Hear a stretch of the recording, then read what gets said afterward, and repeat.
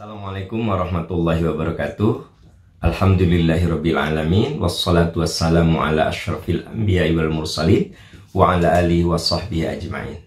Sahabat-sahabat sekalian, banyak sekali yang bertanya, mengapa ada orang yang rajin sholat tapi antara sholat dan kelakuannya itu enggak sinergi, tidak harmoni. Sholat rajin, maksiat tekun. Ini kenapa bisa terjadi? Ini terjadi karena salah satunya adalah saat dia sholat hanya berucap saja. Dia mengatakan Allahumma ba'id baini, tapi tidak mengerti maknanya.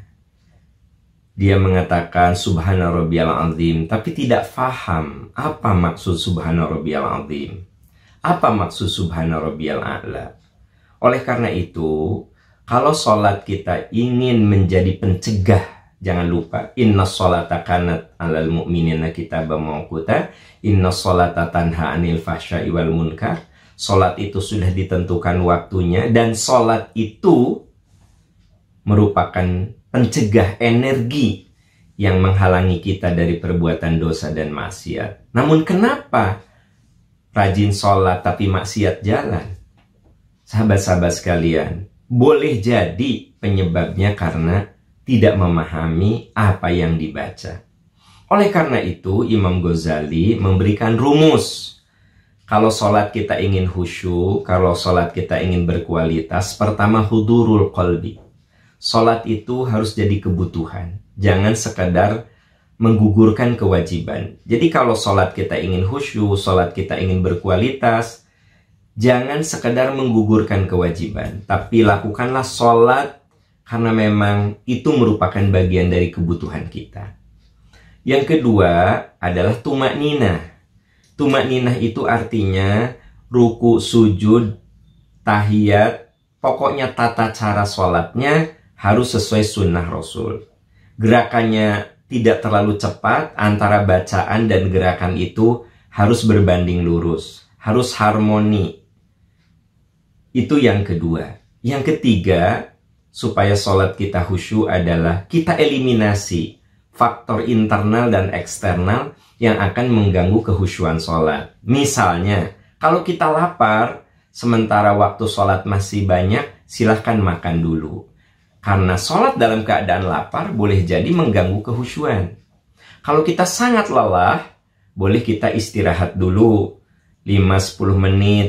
Jangan langsung sholat, khawatir kita sangat lelah. Nah, itu namanya mengeliminasi faktor internal dan eksternal. Termasuk jauhkan bunyi-bunyi HP yang seringkali mengganggu kehusyuan sholat kita.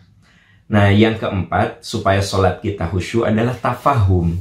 Kita berusaha memahami maknanya. Jadi ketika kita mengatakan Allahumma ba'id baini, kita faham, kita mohon sama Allah agar dijauhkan diri kita dengan dosa itu seperti jauhnya timur dan barat.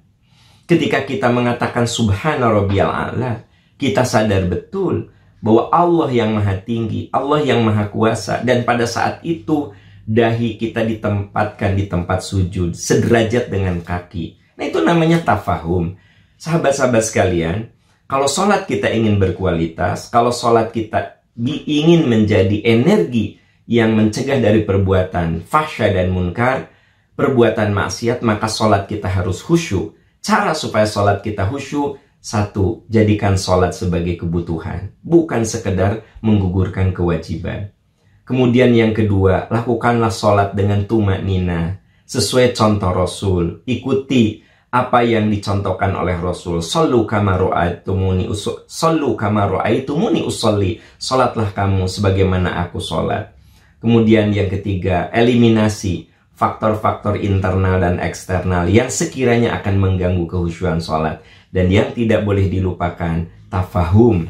Fahami apa makna salat.